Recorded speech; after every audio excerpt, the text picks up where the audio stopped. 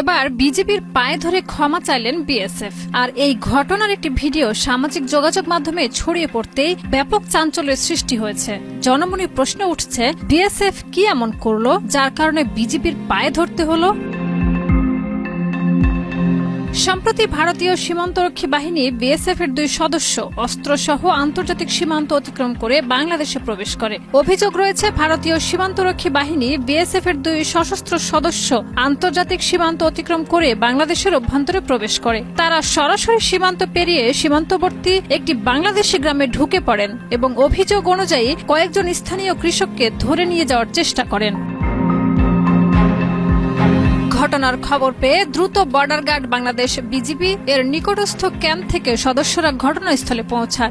স্থানীয় জনসাধারণের সহায়তায় বিজিবি 2 বিএসএফ সদস্যকে আটক করতে সক্ষম হয়। পরে উভয় পক্ষের মধ্যে যোগাযোগ ও আলোচনার মাধ্যমে এবং বিএসএফ সদস্যদের অনুতপ্ত আচরণ ও ক্ষমা প্রার্থনার পর কূটনৈতিক ও নিরাপত্তা প্রটোকল মেনে তাদের বিএসএফ কর্তৃপক্ষের কাছে হস্তান্তর করা হয়।